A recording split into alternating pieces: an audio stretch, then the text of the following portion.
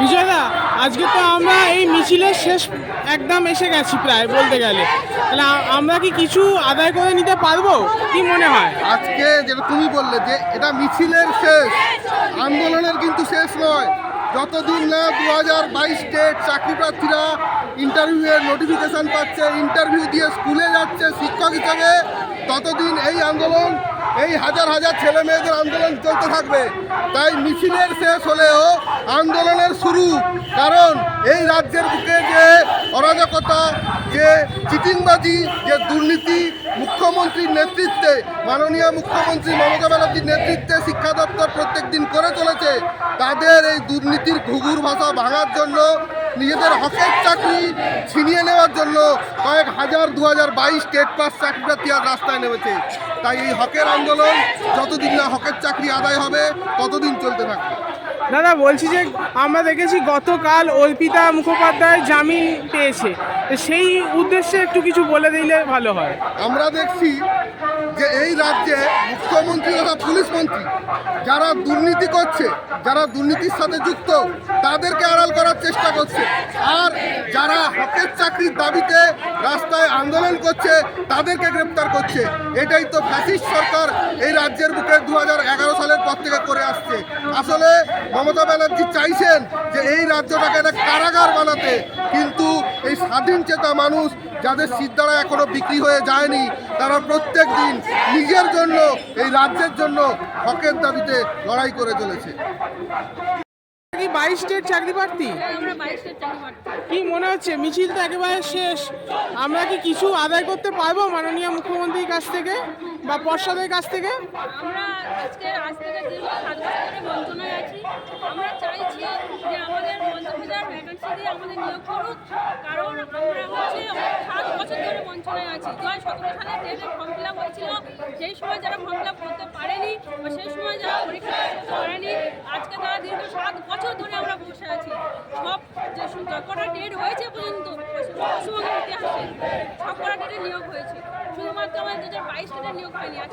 আজকে দুটো বছর কেটে গেছে, এখনো পর্যন্ত আমাদের নিয়োগ হয়নি। তাই সরকারের কাছে আমাদের একমাত্র দাবি, আমাদের 50,000 ভ্যাকেন্সি দিক এবং আমাদের সবাই যাতে নিয়োগ পায়, আমাদের সেই দাবি আজকে রাখছি এবং সেই দাবির জন্য আমরা সবাই আজকের পথে নেমেছি। আমরা চাইছি সরকার যেন আমাদের দিকে নজর দেয়, এবার অন্তত আমাদের নিয়োগ দেয়। আমরা আর দ্বন্দ্বের কিছু করতে পারছি না, আমরাও সবাই নিজের পায়ে নিজেরা দাঁড়াতে চাইছি, সরকার আমাদের নিয়োগ দিক। আমরা দেখতে পাচ্ছি এখানে ছাত্রছাত্রীরা বলছে, কিন্তু এখানে দেখছি এক্ষুনি এই একটি ক্রসিংয়ের সামনে ছাত্রছাত্রীরা বসে পড়েছিল, এখন আবার উঠে পড়েছে। যাই হোক, দেখা যাক কতদূর কি এই আন্দোলন চলে। কি 2022 স্টেট চাকরি প্রার্থী? আজকে আপনি কোথা থেকে আসছেন? আপনার কি এখনো বয়স আছে? আর আপনি কি এর আগে কোন টেট দিয়েছেন? 22-এর আগে? 22টাই দিয়েছি। 17 সালের পরে দীর্ঘ 5 বছর পরে 22 টেট হয়। আমি 22 সালেই প্রথম দিয়েছি, প্রথম পাস করেছি এবং 2 বছর বঞ্চিত হয়ে বসে আছি। কি মনে হচ্ছে কিছু আদায় করতে পারবো আমরা পর্ষদের কাছ থেকে? উনি তো বলেছিলেন, পর্ষদ সভাপতি আমাদের বলেছিলেন, প্রতিশ্রুতি দিয়েছিলেন যে বছরে 2বার নিয়োগ হবে, কিন্তু আজ পর্যন্ত এখনো আমরা একটাও নিয়োগ পাইনি। তার মানে কি বলছেন, প্রতিশ্রুতি মানেই কি প্রতারণা?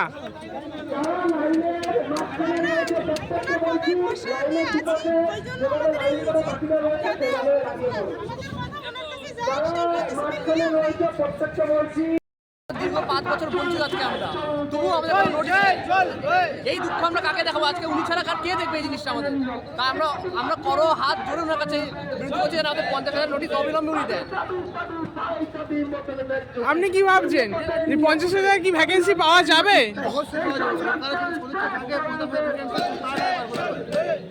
অবশ্যই যাবে, কেন যাবে না? সরকার তো জানিয়েছিল, পর্ষদ সভাপতি জানিয়েছে 50,000 ভ্যাকেন্সি আছে।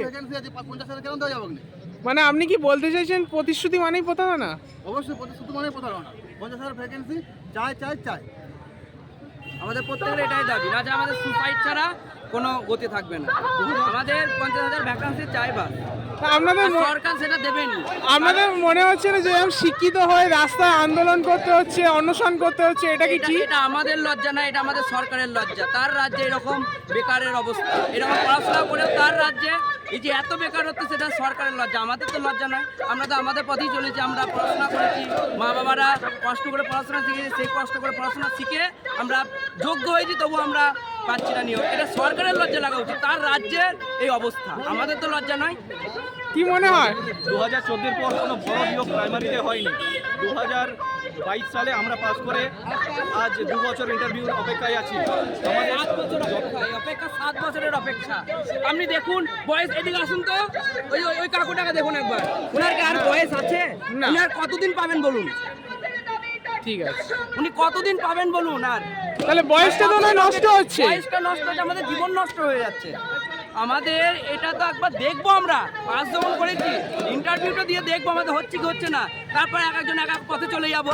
চাকরি যদি না হয় আমরা কৃষিকাজেও লেগে যাবো, তাই তো? কিন্তু আমাদের পরিষ্কার করে এটা ক্লিয়ার করে দিন, এত বছর কেন অপেক্ষা? আমাদের কি অন্যায়? আমাদের বারবার এত প্রতিশ্রুতি কেন? সরকার কি করছে এতদিন বসে থেকে যে বারবার আমাদেরকে কোর্ট কেস ইত্যাদি ইত্যাদি দেখায়? তাহলে যারা দুর্নীতি করেছে তারা কি করে কোর্ট থেকে ছাড়া পাচ্ছে? সরকার কি এখনো কোনো উত্তর দিতে পারছে? কেন পারছে না? এত বেকার কেন রাস্তায় নামবে তারা? কি অন্যায় করলাম? আমাদের অপরাধটা কি? আমরা পড়াশোনা করেছি, এটাই আমাদের অপরাধ। আপনি কি 14 টেট দিয়েছেন? হ্যাঁ, 14 টেটও দিয়েছিলাম। তখন কি হয়েছিল? তখন এখনকারটা শুনুন, এখন রেজাল্ট পাওয়া যায়নি, রেজাল্ট পাওয়া যায়নি। রেজাল্ট পাওয়া যায়নি। তা 14 বলতে চাইছেন পুরো অস্বচ্ছ? আমরা তো কোনো রকম মার্কস দেখতে পাইনি। আর তাছাড়া প্রাইমারি স্কুলে ভ্যাকেন্সি অস্বচ্ছ নিয়োগ এক কথায়, আর এটা আমাদের স্বচ্ছ। প্রাইমারি স্কুলে বাচ্চারা যাওয়া বন্ধ করে দিচ্ছে শিক্ষকের অভাবে। শিক্ষকের অভাব যথেষ্ট রয়েছে, স্কুলগুলো ঢুকছে। কেন প্রাইভেট স্কুলে ভর্তি করতে বাধ্য হবে মা বাবা ছেলে মেয়েকে? এত শিক্ষক, এত হবু শিক্ষক থাকতে কেন স্কুল বন্ধ হবে? তার কি জন্য কি অপরাধ? আপনারা গভর্নমেন্টকে দায়ী করছেন? অবশ্যই সরকারের দায়ী। এই পথে আছে, আমাদের কোনো লজ্জা নেই, এই লজ্জা সরকারের। তার রাজ্যে এই অবস্থা। তা শুনতে পেলেন কি বলছে ছাত্রছাত্রীরা?